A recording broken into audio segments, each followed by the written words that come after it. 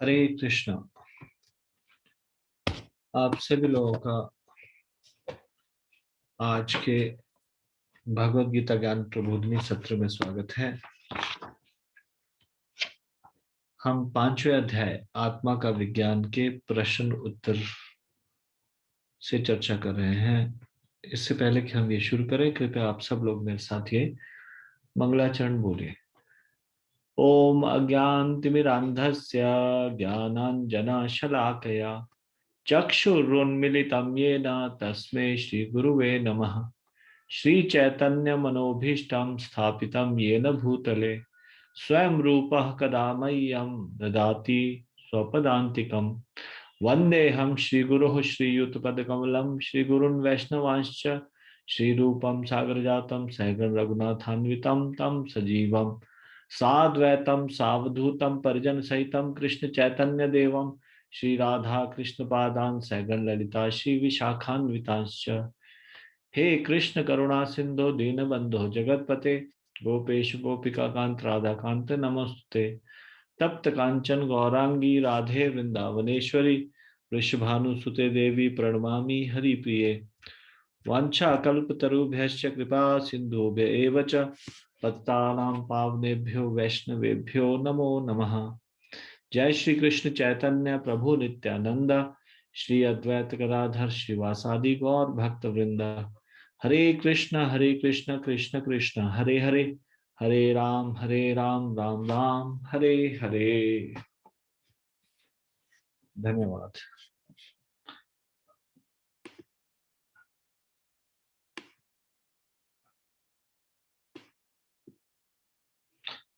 तो हम कौन से श्लोक संख्या में पहुंच गए थे, कृपया करके कोई बताएंगे? प्रश्न उत्तर में कौन सा प्रश्न हम में पहुंच गए थे? हरे कृष्णा प्रभु जी, दंडवत प्रणाम। वो जी प्रभु जी 13 चैप्टर का स्टार्ट होगा 1-2 श्लोक और क्वेश्चन नंबर 41।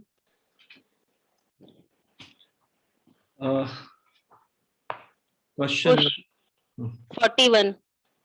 41 ठीक हरे है। कृष्णा प्रभु जी, दंडवत। सब लोग भगवत गीता का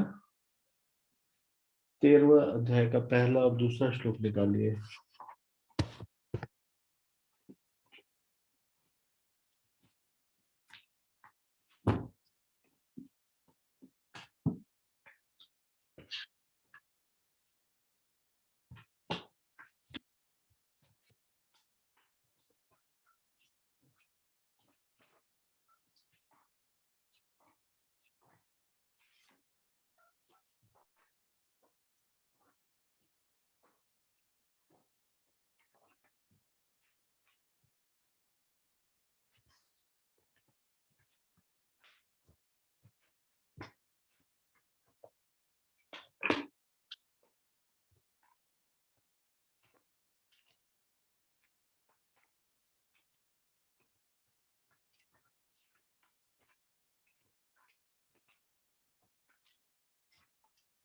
तेरहवां अध्याय का नाम है प्रकृति पुरुष तथा चेतना।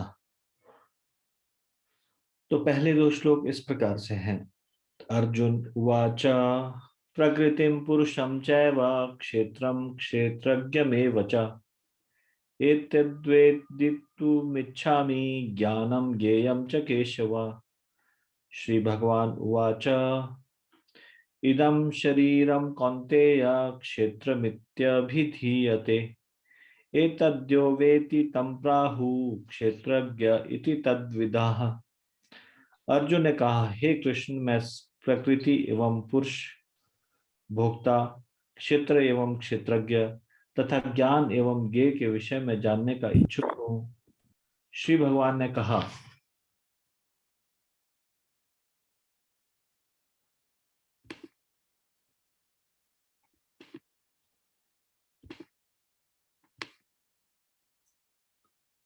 हे कुंती पुत्र, यह शरीर क्षेत्र कहलाता है और इस क्षेत्र को जानने वाला क्षेत्रज्ञ कहलाता है।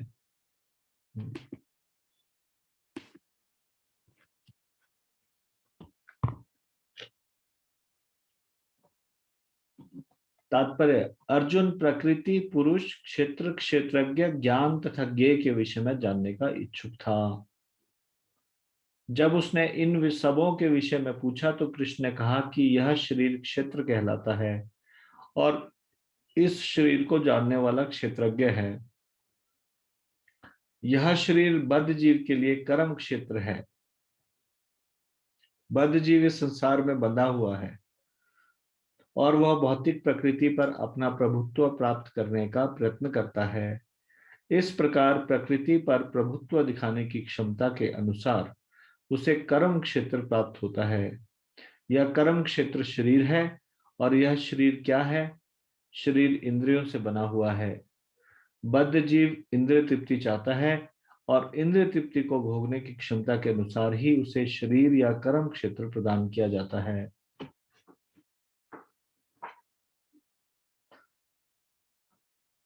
इसलिए बद्ध जीव के लिए यह शरीर क्षेत्र अथवा कर्म क्षेत्र कहलाता है।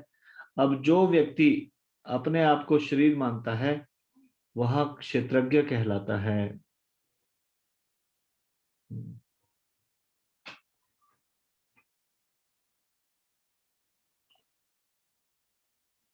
क्षेत्र तथा क्षेत्रज्ञ अथवा शरीर और शरीर के ज्ञाता देही का अंतर समझ पाना कठिन नहीं है।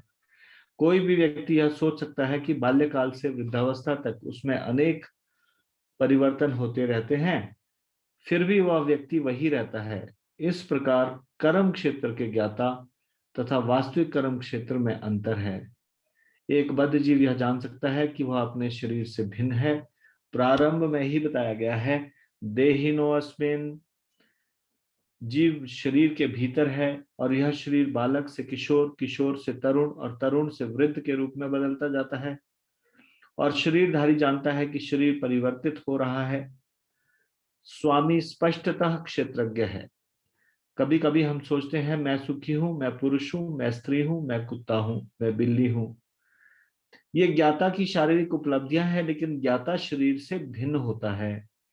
भले ही हम तरह तरह के वस्तुएं प्रयोग में लाएं, जैसे कपड़े इत्यादि, लेकिन हम जानते हैं कि हम इन वस्तुओं से भिन्न हैं।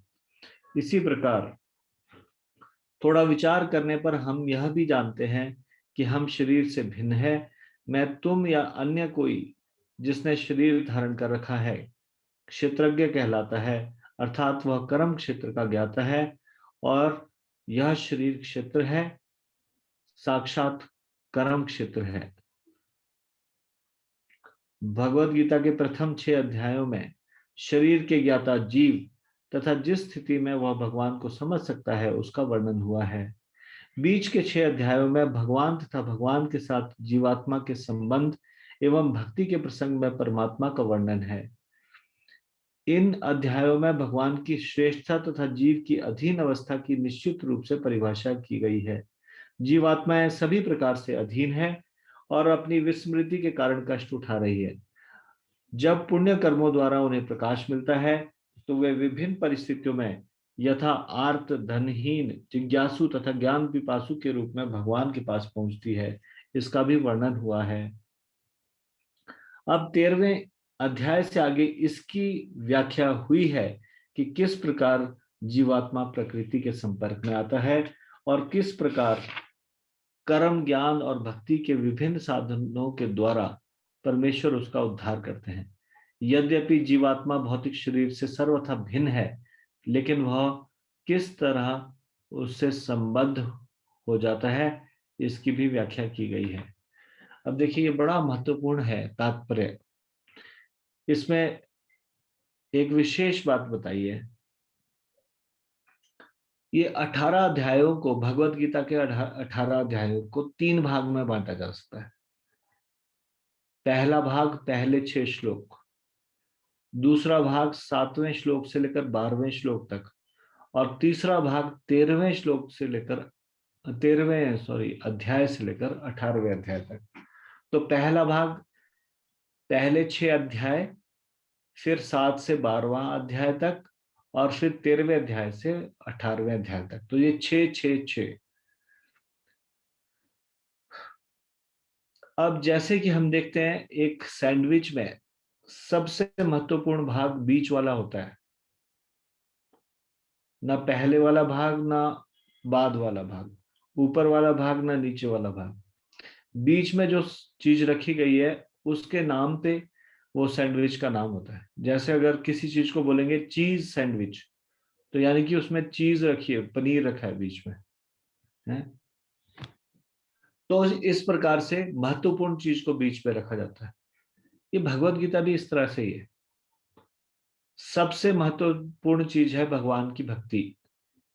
तो भगवान की भक्ति से संबंधित चीजों को 7वें अध्याय से 12वें अध्याय में बताया गया है। तो यहाँ पे बताया गया कि पहले 6 अध्याय में क्या बताया गया? प्रथम 6 अध्यायों में शरीर के ज्ञाता जीव तथा जिस स्थिति में वह भगवान को समझ सकता है उसका वर्णन हुआ है। यानी कि आप समझ लीजिए मुख्यतः कर्म का वर्णन हुआ है। हाँ, कैसे कैसे किस प्रकार के कर्म उसको करने चाहिए, कैसे वो भगवान को समझ सकता है, यानी कि मुख्यतः कर्म के बारे में जो चर्चा है वो पहले 6 अध्यायों में।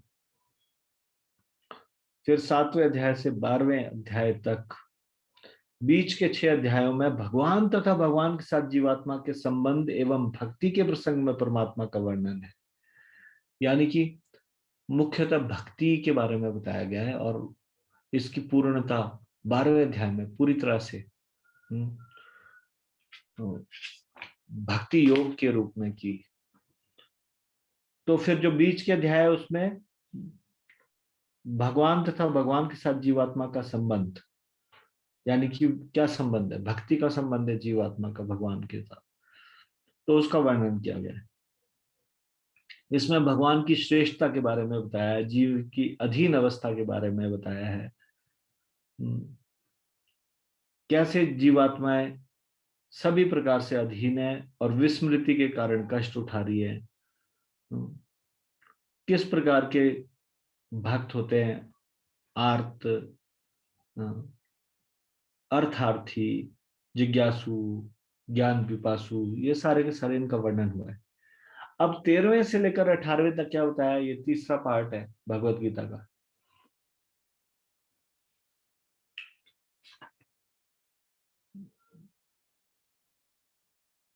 इसमें मुख्यतः किस प्रकार जीवात्मा प्रकृति के संपर्क में आता है, कर्म ज्ञान और भक्ति के विभिन्न साधनों के द्वारा परमेश्वर उसका उद्धार करते हैं, और किस तरह से ये जीवात्मा भौतिक शरीर से भिन्न है और किस तरह से उससे संबद्ध हो जाता है। यानी कि ज्ञान, ये 3 प्रकार से, कर्म, भक्ति और ज्ञान। तो 13वें अध्याय से 18वें अध्याय तक ज्ञान के विषय में चर्चा है। 7वें अध्याय से 12वें अध्याय तक भक्ति के विषय में, और पहले 6 अध्यायों में कर्म के विषय में। तो ये बड़ा अच्छे से एक्सप्लेन किया प्रभुपाद जी ने। ठीक है, हम इसके प्रश्न उत्तरों को करेंगे, पर मुझे ये लगा ये इंपॉर्टेंट है ये बताना भी, जो इसमें प्रभुपाद जी ने बताया है। अभी यहाँ पे 41वां श्लोक में ये प्रश्न है, क्षेत्र तथा क्षेत्रज्ञ शब्दों को स्पष्ट कीजिए। आप में से कौन उत्तर देंगे? क्षेत्र तथा क्षेत्रज्ञ शब्दों को स्पष्ट कीजिए। Please raise your hand.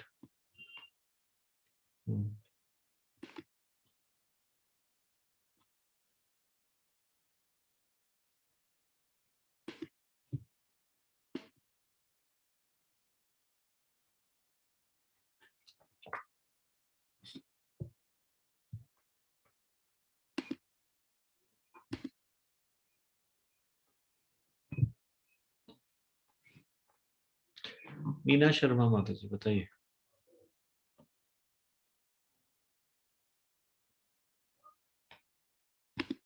चलो ओके, 1 मिनट चाहिए। अब बताइए। हरे कृष्णा प्रभु जी, दंडवत प्रणाम जी। बताइए। प्रभु जी, शरीर को क्षेत्र और शरीर को जानने वाले को क्षेत्रज्ञ कहा गया है। कौन है शरीर को जानने वाला?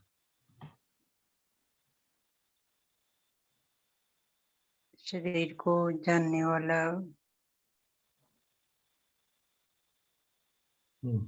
जैसे जो शरीर का मतलब शरीर का कौन? जैसे मनुष्य का शरीर क्षेत्र क्षेत्र और इस शरीर को जानने वाला मनुष्य ही क्षेत्रज्ञ। हाँ, इस शरीर को जानने वाला कौन कौन है? मनुष्य मतलब इसका जो इसको अच्छी तरह से समझ सके। मनुष्य नहीं, आत्मा बोलो ना, आत्मा। हाँ जी, आत्मा।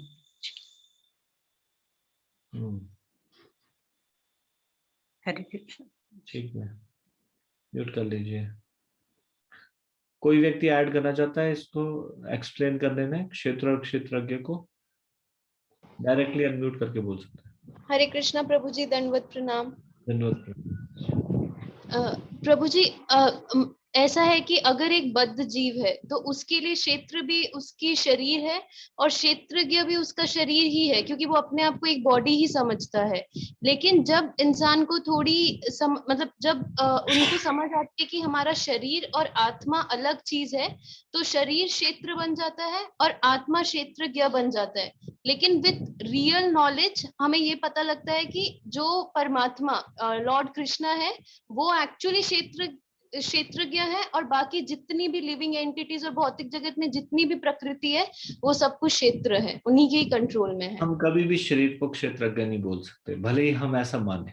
जैसे कि कोई व्यक्ति अनजान है और वो अपने को भगवान समझता है और सभी को समझता है कि ये भगवान है, और इस प्रकार से वो सोचता है कि तब तक हम इंसान है, मनुष्य है, जब तक हम ये नहीं समझ गए कि हम भगवान और हम एक है। ये ना मायावादी फिलॉसफी। तो इसलिए तब तक वो भगवान है, और बाकी लोग जो ये नहीं जानते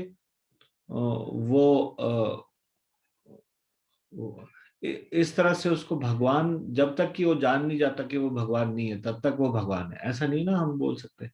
उसी तरह से शरीर क्षेत्रज्ञ नहीं है, क्योंकि ये रॉन्ग स्टेटमेंट हो जाएगी। भले ही वो अपने दिवा स्वप्न में कुछ भी सोचता रहे, वो सोचता रहे कि हाँ मैं शरीर हूं, इसलिए ये शरीर को मैं जानता हूं, तो मैं शरीर ही क्षेत्र है, शरीर ही क्षेत्रज्ञ है। ऐसा इसमें अनुवाद में तात्पर्य में कहीं नहीं बताया ना, तो इस प्रकार से ये आंसर सही नहीं होगा। ऐसा वो सोच सकता है, मतलब हाँ आप ऐसा कह रहे हो कि ऐसा ऐसा वो बद्ध अवस्था में सोचता है, हाँ ऐसा सोच सकता है, लेकिन ऐसा वास्तव में नहीं है ना। तो इसलिए हम उसको कभी भी तब तक जब तक वो बद्ध अवस्था में तब तक वो क्षेत्रज्ञ है शरीर, ऐसा भी नहीं बोलेंगे। ठीक है मैडम? प्रभु जी, जी प्रभु जी। हरे कृष्णा प्रभु जी, दंडवत प्रणाम। और कोई ऐड करना चाहता है इसमें कुछ?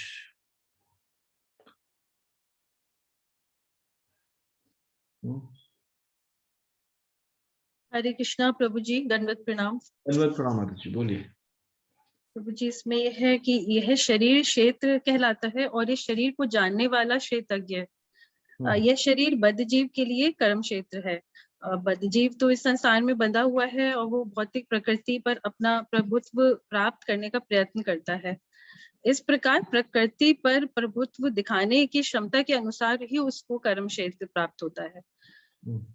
और इसमें प्रभु जी ये भी ऐड कर सकते हैं कि बद्ध जीव के लिए यह शरीर क्षेत्र अथवा कर्म क्षेत्र कहलाता है, और जो व्यक्ति अपने आप को शरीर मानता है वह क्षेत्रज्ञ कहलाता है।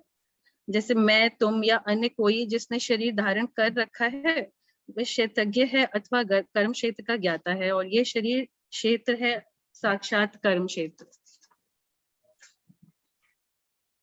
हाँ जी, आपने क्या लास्ट में क्या बोला ये एग्जाम्पल से पहले?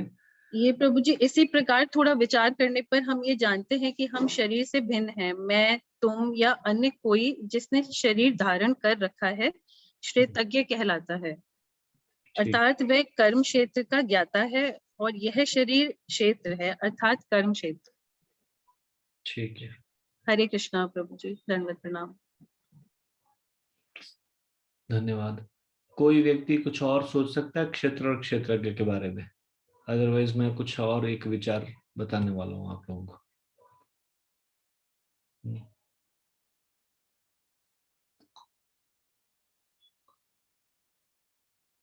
अब देखिए डेफिनेशन के हिसाब से ये शरीर क्षेत्र और हम इस शरीर को जानने वाले क्षेत्रज्ञ। लेकिन अगर ऐसा कहा जाए कि हम इस शरीर को जानते नहीं है ढंग से, हम क्या जानते हैं इस शरीर के बारे में? हम शरीर के बारे में बहुत कम ज्ञान है हमें। हमारे भोजन कैसे पचता है हमको समझ में नहीं आता, क्या अंदर एक्टिविटीज चल रही है, हमारा कंट्रोल भी नहीं है उस पर। एक छोटा सा भ्रूण से कैसे एक बालक बन जाता है, कौन उसकी आंखें बना रहा है, कौन उसका नाक कान बना रहा है, वी डोंट नो। और वो कैसे प्रोसेस चल रहा है, वी डोंट नो। तो हम तो इस शरीर को भी नहीं ढंग से जानते। हम कह रहे हैं कि ये शरीर क्षेत्र है और हम इसको, जो इसको जानने वाला है वो क्षेत्रज्ञ है। तो हम तो वास्तव में इस शरीर को भी नहीं जानते ढंग से। तो फिर हम कैसे समझे कि हम क्षेत्रज्ञ हैं?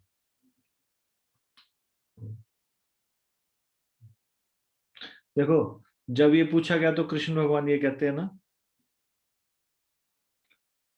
कि यह शरीर क्षेत्र कहलाता है और इस क्षेत्र को जानने वाला क्षेत्रज्ञ कहलाता है। अभी इसमें आत्मा के बारे में कहीं बात ही नहीं हुई है, सिर्फ इतना ही बोला है, क्षेत्र और क्षेत्रज्ञ। हम्म, हम्म।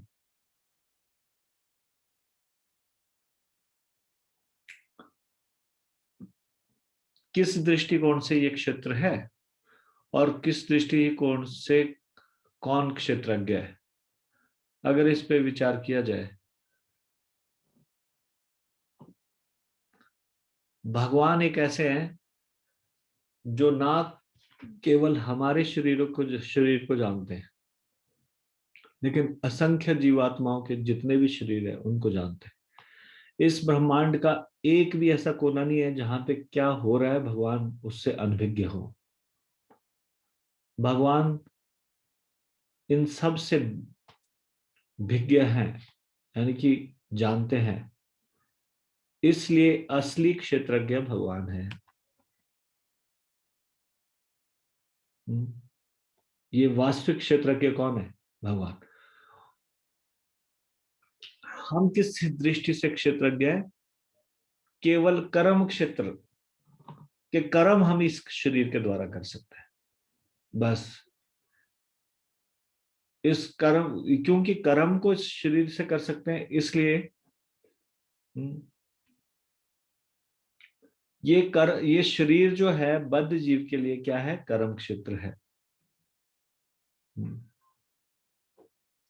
हमें इस शरीर के बारे में ज्ञान है, लेकिन हमारा ज्ञान लिमिटेड है ना?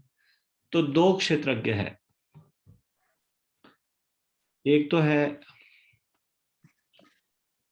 जीवात्मा और एक है परमात्मा।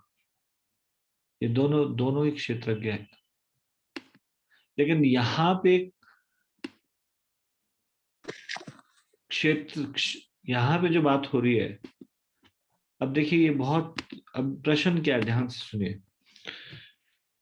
अर्जुन ने कहा, हे कृष्ण, मैं प्रकृति एवं पुरुष, यानी कि प्रकृति को भोगने वाले जो है, पुरुष का मतलब होता है भोक्ता,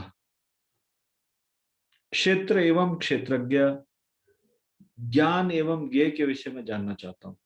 तो बाकी चीजों को भी आगे बताएंगे। सबसे पहले तो क्षेत्र और क्षेत्रज्ञ के बारे में बता रहे हैं, और उसके बाद नेक्स्ट श्लोक में ये भी क्लियर कर रहे हैं कि हे भरतवंशी, तुम्हें ज्ञात होना चाहिए कि मैं भी समस्त शरीरों में ज्ञाता भी हूं, और इस शरीर तथा इसके ज्ञाता को जान लेना ज्ञान कहलाता है, ऐसा मेरा मत है। यानी कि ये चीज बता रहे हैं कि भगवान सारे शरीरों के ज्ञाता है। यहाँ पे बता रहे हैं ना, मैं भी समस्त शरीरों में ज्ञाता भी हूं। तो इसलिए क्षेत्रज्ञ सिर्फ जीवात्मा नहीं है, क्षेत्रज्ञ जीवात्मा भी है और भगवान भी है, दोनों क्षेत्रज्ञ है। और क्षेत्र जीवात्मा के पर्सपेक्टिव से ये भौतिक शरीर है, अदरवाइज ये विराट स्वरूप, ये ब्रह्मांड, ये सारा का सारा क्षेत्र है और भगवान क्षेत्रज्ञ है। सबके शरीर ये क्षेत्र है, जीवात्मा क्षेत्रज्ञ है और भगवान भी क्षेत्रज्ञ है।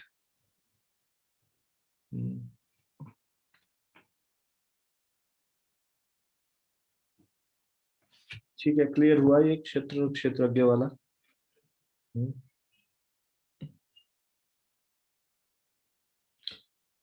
सेकंड क्वेश्चन है, इस श्लोक में च शब्द का क्या अभिप्राय है?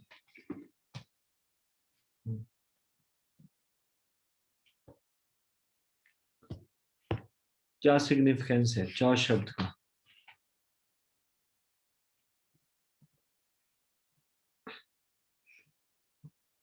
आपके सामने भगवत गीता का श्लोक है, आप पढ़ रहे हैं। प्रकृतिम पुरुषम चैव क्षेत्रम क्षेत्रज्ञमेव च एतद्वेदितुमिच्छामि ज्ञानम ज्ञेयम च केशवम।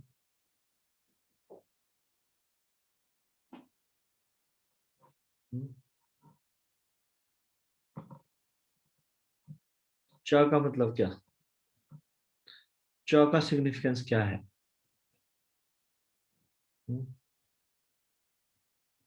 कौन बताएंगे? आंसर दीजिए। What is the significance of the word च? इसका, इस शब्द का अभिप्राय क्या?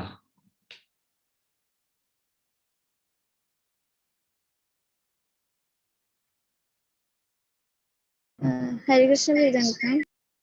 धन्यवाद जी। प्रभु जी श्लोक नंबर 3 से क्वेश्चन है। अच्छा अच्छा, ये थर्ड से क्वेश्चन है, सॉरी। थर्ड भी हमने थोड़ा सा डिस्कस किया अनुवाद अभी। अच्छा, यहाँ से नहीं, ठीक है। च क्षेत्रज्ञं च अपि मां विद्धि सर्व क्षेत्रेषु भारत क्षेत्र क्षेत्रज्ञ योर्ज्ञानम यत् ज्ञानम मतम ममम।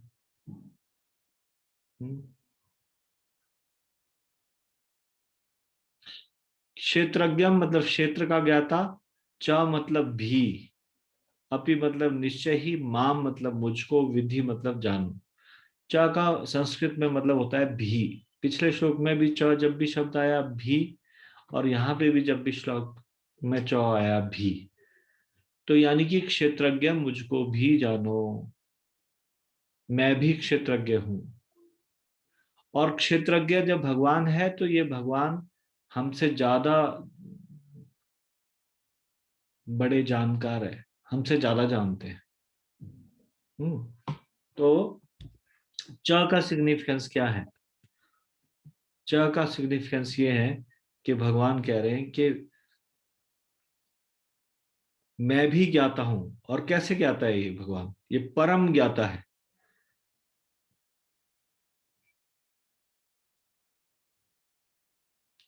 शरीर में जो ज्ञाता है वो व्यष्टि ज्ञाता है, और भगवान यदि ज्ञाता है वो परम ज्ञाता है।